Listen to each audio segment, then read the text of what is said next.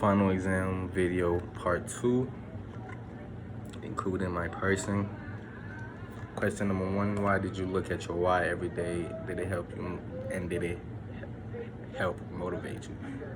Yes, I looked at my why every day because that was my goal, my number one goal to my future self, basically. And yes, it did help motivate me because there were times through this semester where I wanted it to just drop everything and just file my dropout form. But looking at that why motivated me and made me realize what I'm doing this for is I'm doing this for me, myself, and also for my family. And also, I want the credentials behind my name. And personality disc, which one were you and do you agree? I agree with my personality because I was a D, which was active and task orientated, and which I am. I consider myself an active person, and also I always want to get the task done. So I consider that. I agree with that. And my love language was acts of service. And I did learn something about myself through the quiz because after I took the quiz, I started to know that I actually did like when people,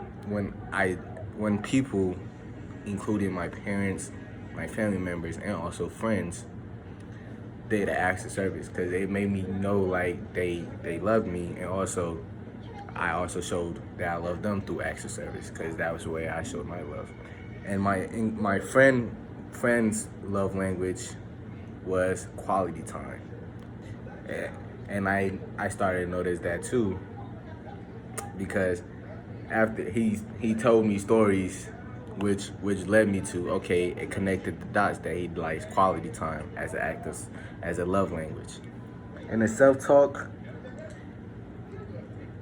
did this exercise increase your awareness of how important it did actually increase my awareness because it actually made me realize how important self-motivation is to get you throughout the day, because there are a lot of people with negative energy that try to bring you down. And if you always have positive vibes and good energy, you always can get through the day by yourself, motivating yourself and also talking through yourself out of situations. And the PMR, I will implement this in my life, the PMR activity, because that actually helped while I was doing the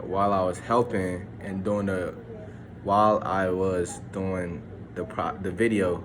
It helped with my muscles because I work out, so I tend to have sore muscles, and so the muscle tension release, that really helped.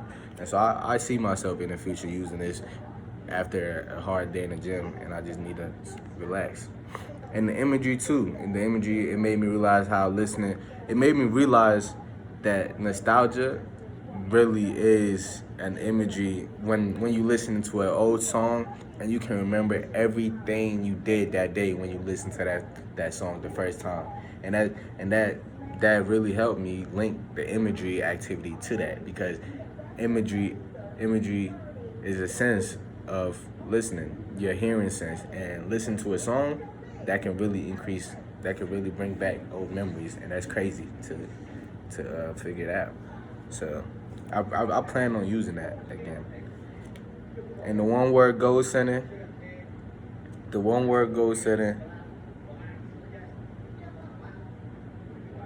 Oh yeah, I put it right. I actually like the non-traditional goal setting style because I can actually have people hold me accountable of not following out on my goals. I can't hold anybody accountable by myself. And if I have people who are looking after me and telling me, okay, you're not aiming for your goal, you gotta get to it. I like that because that pushes me and motivates me. I feel like I'm not the only one reaching that goal. There's people also want me to reach that goal. So I like that non-traditional goal setting style.